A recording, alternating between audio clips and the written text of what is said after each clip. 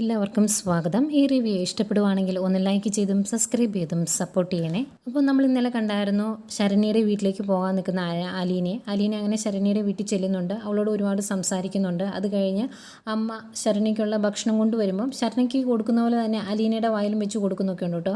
അങ്ങനെ ഓരോ കാര്യങ്ങൾ പറഞ്ഞ് ശരണ്യ ചിരിക്കുമ്പം കൈകൊണ്ടിങ്ങനെ മുഖം പൊത്തി ചിരിക്കുവാണ് ശരണ്യ. അത് കാണുമ്പോൾ ഭയങ്കര അത്ഭുതത്തോടു കൂടിയാണ് അമ്മ ഇങ്ങനെ നോക്കുന്നത് ശരണ്യയുടെ മുഖത്തേക്ക്. എന്നിട്ട് അലീനെ നോക്കുമ്പോൾ അലീനെ കണ്ടോ മാറ്റമുണ്ട് എന്നുള്ള രീതിയിൽ കണ്ടുകൊണ്ട് കാണിക്കുന്നുണ്ട്. അത് കഴിഞ്ഞ് ശരണ്യോട് അലീന പറയുവാണ്, നീ എന്തിനാ ഇങ്ങനെ കൈ പൊത്തി ചിരിക്കുന്നത്? നിൻ്റെ ചിരി കാണാൻ നല്ല ഭംഗിയാണ്, ചിരിക്കാനും സന്തോഷിക്കാനും ഒക്കെ നിനക്കും അവകാശമുണ്ട് എന്ന് പറയുവാട്ടോ. അത് കഴിഞ്ഞ് ഭക്ഷണമൊക്കെ കഴിച്ച് കഴിഞ്ഞ് അലീന ആ റൂമിൻ്റെ ജനലൊക്കെ അടച്ചിട്ടേക്കുമായിരുന്നല്ലോ, ജനലൊക്കെ ഒന്ന് തുറന്നിടും.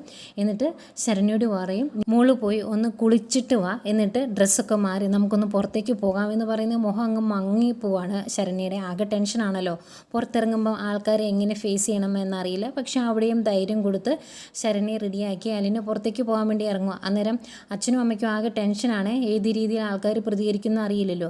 അന്നേരം അലീന അവർക്കും ധൈര്യം കൊടുക്കുന്നുണ്ട്. എന്നിട്ട് അച്ഛൻ പറയുന്നുണ്ട്, അവരുടെ എല്ലാം മുമ്പിൽ ജീവിതം തകർന്ന നശിച്ച ഒരു പെൺകുട്ടിയായി മാത്രമല്ലേ അവരെല്ലാം കാണുള്ളൂ എന്നൊക്കെ ഇങ്ങനെ പറയുമ്പം അലീനെ അവരെ ആശ്വസിപ്പിക്കും. എന്നിട്ട് ശരണ്യയും കൊണ്ട് പുറത്തേക്ക് പോകുന്നു.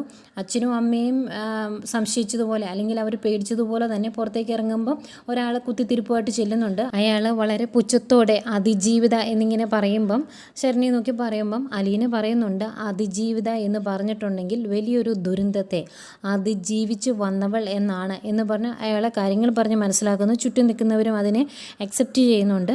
ഏതായാലും ഇതെല്ലാം കഴിഞ്ഞ് അലീനയും ശരണ്യയും അതുപോലെ അനിയനും ഉണ്ട് കേട്ടോ. അവരങ്ങ് നടന്നു പോകുമ്പം ഒരുപാട് ആശ്വാസത്തോടെ അത് നോക്കി നിൽക്കുന്ന ശരണ്യയുടെ അച്ഛനെ കാണിക്കുന്നുണ്ട്.